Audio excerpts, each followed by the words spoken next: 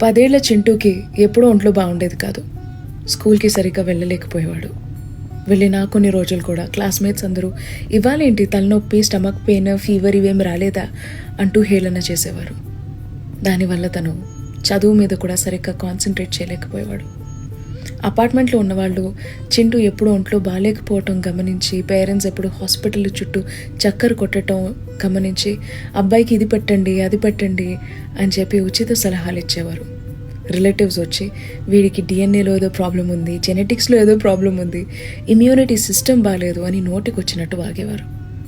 చూసి చూసి ఇంకా చింటూ వాళ్ళ అమ్మ నాన్న చింటూతో పాటు ఇల్లు మారిపోయారు. కొత్తింట్లోకి వెళ్ళేసరికి చింటూకి హెల్త్ వెంటనే బాగుపడిపోయింది. చాలా యాక్టివ్ అయిపోయాడు, చాలా హ్యాపీ అయిపోయాడు. పేరెంట్స్కి అర్థం కాలేదు. అప్పుడు కూర్చుని ఆలోచిస్తే అప్పుడు వాళ్ళకి తట్టింది. వాళ్ళు పాత ఉన్న అపార్ట్మెంట్ పక్కన ఒక ఓపెన్ డ్రైనేజ్ ఉండేది.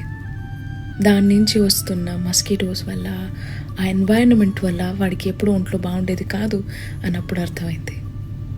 బేసికలీ మన ఎన్వైరన్మెంట్ మన హెల్త్ని చాలా ఎఫెక్ట్ చేస్తుంది. జస్ట్ ఫిజికల్ హెల్త్ కాదు, మెంటల్ హెల్త్ కూడా.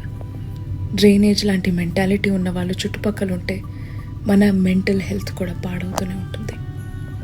Take good care of your self.